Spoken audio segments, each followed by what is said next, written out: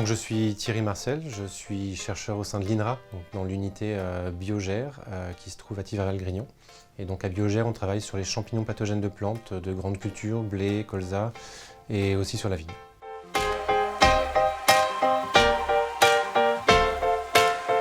Donc l'acronyme du projet, c'est le projet Duremal.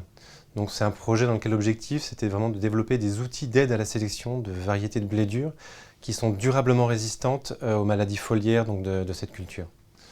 Au sein du projet Duremal, les outils qu'on a voulu développer, sélectionner, c'est vraiment l'identification de variétés qui sont résistantes aux maladies. Après la cartographie, le positionnement génétique des gènes de résistance vis-à-vis de ces maladies et l'identification de marqueurs moléculaires diagnostiques de ces gènes de résistance.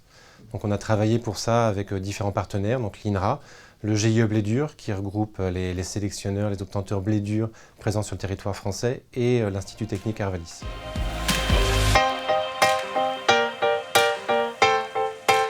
Donc nous avons fait développer deux actions différentes sur deux maladies. La première, c'est la rouille brune qui est causée par un champignon qui s'appelle Poussinia triticina.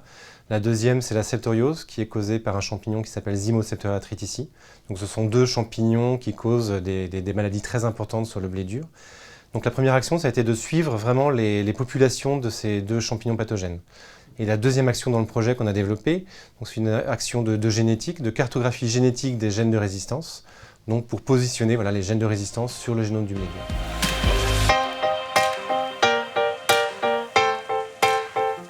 Donc pour la rouille brune, les populations de rouille brune, on a observé, les souches ont été collectées à partir de 2010, donc avant le projet.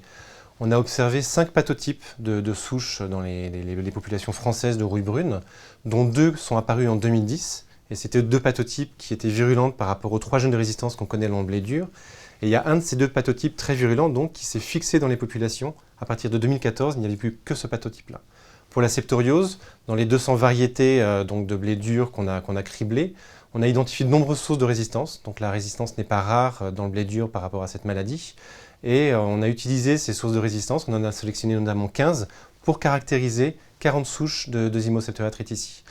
Et aucune de ces sources de résistance, même si elles sont nombreuses, n'était efficace contre toutes les souches qu'on a testées. Côté identification des gènes de résistance, donc on a fait de la cartographie génétique, on a identifié 5 gènes de résistance par rapport à la rouille brune et 8 gènes de résistance par rapport à la septoriose.